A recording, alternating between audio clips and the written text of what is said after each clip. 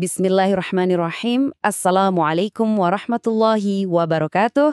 Alhamdulillahilladzi bini'matihi tatimmus shalihat. Wa sallallahu ala nabiyyina Muhammadin wa ala alihi wa sahbihi ajma'in. Ikhwah dan akhwat pemirsa sekalian, selamat datang kembali. Dalam pembahasan kita kali ini, kita akan mengangkat sebuah tema yang paling fundamental dalam Islam, yaitu tauhid. Ini adalah pondasi dari segala-galanya, dari semua keyakinan dan juga amalan kita. Oke, untuk bisa benar-benar memahami tauhid, kita harus mulai dari pertanyaan yang paling mendasar, pertanyaan yang paling awal. Kenapa kita ada di dunia ini? Apa sih sebenarnya tujuan kita diciptakan? Ini adalah pertanyaan yang sepertinya pernah ditanyakan oleh setiap manusia yang berpikir, kan? Banyak sekali filsafat di luar sana yang mencoba memberikan jawaban yang berbeda-beda. Tapi Islam memberikan jawaban yang sangat-sangat jelas dan pasti. Nah, disinilah jawabannya teman-teman. Al-Quran dengan begitu lugas menyatakan kalau tujuan kita diciptakan itu cuma satu, untuk beribadah kepada Allah. Dan inti dari semua ibadah yang benar, ya tauhid itu sendiri, mengesahkan Allah dalam segala hal. Tapi tunggu dulu. Konsep mengesahkan Allah ini ternyata nggak sesederhana kelihatannya. Para ulama kita, setelah meneliti Al-Quran dan Sunnah secara mendalam, telah merincinya menjadi 3 pilar. Kenapa? Supaya pemahaman kita jadi utuh dan gak keliru. Jadi, intinya tauhid adalah keyakinan mutlak bahwa Allah itu esa satu-satunya. Nah, biar kita nggak salah kaprah dalam memahaminya, konsep ini dirinci lagi. Penting banget untuk dicatat ya, pembagian ini bukan hal baru yang dibuat-buat. Ini adalah hasil dari penelaahan dalil-dalil yang ada. Yuk kita lihat. Nah, ini dia 3 pilarnya. Tauhid rububiyah, uluhiyah, dan asma wa sifat. Bayangkan ini seperti 3 kaki sebuah penyangga yang saling menguatkan. Satu saja hilang, maka keyakinan seorang muslim bisa goyah. Mari kita bedah satu persatu. Pilar yang pertama, rububiyah. Ini gampangnya adalah kita mengakui bahwa hanya Allah dan hanya Allah yang menciptakan, yang memberi kita rezeki, menghidupkan, mematikan, dan mengatur seluruh alam semesta. Menariknya, keyakinan ini bahkan diakui oleh kaum musyrikin di zaman Nabi loh, tapi itu saja ternyata belum cukup. Nah, ini lanjutannya, pilar kedua, uluhiyah. Inilah yang jadi inti dari dakwah semua nabi dan rasul. Kalau kita sudah mengakui rububiyahnya, maka konsekuensi logisnya adalah kita hanya menyembah Dia. Semua ibadah kita, sholat, doa, kurban, rasa takut, harapan, semuanya harus murni ditujuan hanya kepada Allah. Titik. Dan pilar ketiga, ini adalah tentang bagaimana cara kita mengenal Allah.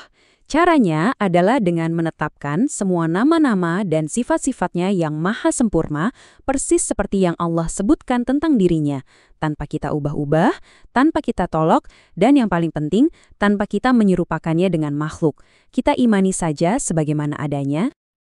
Oke, kita sudah paham nih apa yang harus kita yakini. Sekarang kita masuk ke pertanyaan berikutnya yang nggak kalah penting.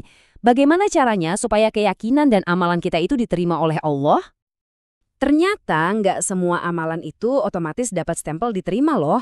Ada 2 syarat mutlak yang jadi penentunya. Kalau salah satunya aja nggak ada, amalan kita bisa jadi sia-sia. Dan inilah kedua kuncinya. Yang pertama adalah ikhlas. Maksudnya, kita pastikan niat kita murni hanya untuk Allah, bukan untuk pamer, bukan untuk dapat pujian, atau tujuan duniawi lainnya. Ini adalah wujud dari la ilaha illallah. Yang kedua, mutaba'ah.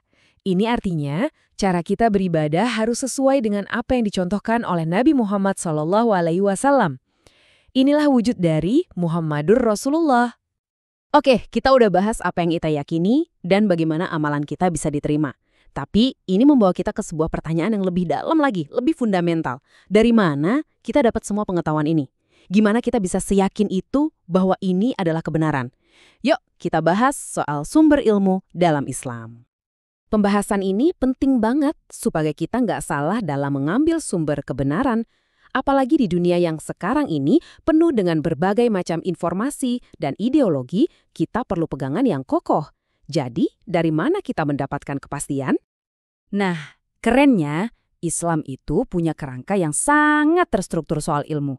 Ada hierarkinya, ada tingkatannya, ada yang namanya sumber primer yang jadi fondasi utama, dan ada sumber sekunder yang berfungsi sebagai alat bantu untuk memahaminya.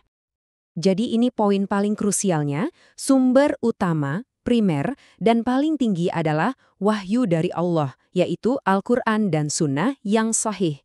Kenapa? Karena hanya wahyu yang bisa memberikan kita pengetahuan pasti tentang hal-hal goib, hal-hal yang tidak akan pernah bisa dijangkau oleh akal dan indera kita sendirian. Lalu, di mana posisi akal dan panca indera kita? Oh, keduanya sangat penting, tapi posisinya sebagai sumber sekunder. Fungsi akal dan indera kita adalah untuk memahami wahyu, untuk merenungi ciptaan Allah, bukan untuk menghakimi apalagi menentang wahyu itu sendiri. Sekarang, biar lebih jelas lagi, mari kita coba bandingkan bagaimana kerangka ilmu dalam Islam ini berbeda secara fundamental dengan berbagai aliran filsafat yang dominan di dunia. Titik perbedaannya itu sangat mendasar, yaitu soal menerima atau menolak wahyu dari Tuhan sebagai sumber kebenaran yang valid. Perbandingan ini menunjukkan bedanya secara gamblang. Di satu sisi, Islam menjadikan wahyu sebagai standar kebenaran mutlak.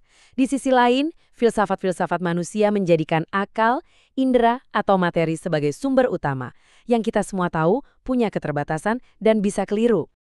Coba kita lihat beberapa contohnya. Mulai dari materialisme, paham ini menolak segala sesuatu yang tidak bersifat fisik. Bagi mereka, kalau sesuatu tidak bisa diukur atau diamati secara material, ya berarti itu tidak ada, termasuk Tuhan.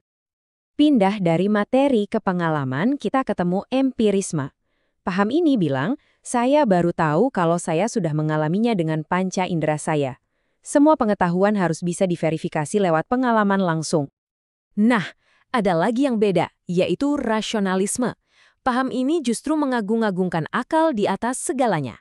Menurut mereka, kebenaran sejati itu ditemukan lewat pemikiran logis dan deduksi, kadang bahkan tanpa perlu bukti dari panca indera.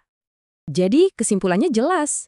Semua aliran pemikiran tadi, dengan segala macam variasinya, punya satu kesamaan. Mereka menyingkirkan wahyu dari peta pencarian kebenaran dan hanya mau bersandar pada kemampuan manusia yang kita tahu sangat terbatas. Nah, ini adalah pertanyaan reflektif untuk kita semua. Kalau titik awal kita dalam mencari kebenaran saja sudah berbeda, apakah mungkin tujuan akhir yang kita capai bisa sama? Coba direnungkan. Wassallallahu ala nabiyyina Muhammadin wa ala alihi wa sahbihi ajma'in. Walhamdulillahi rabbil alamin. Wassalamualaikum warahmatullahi wabarakatuh.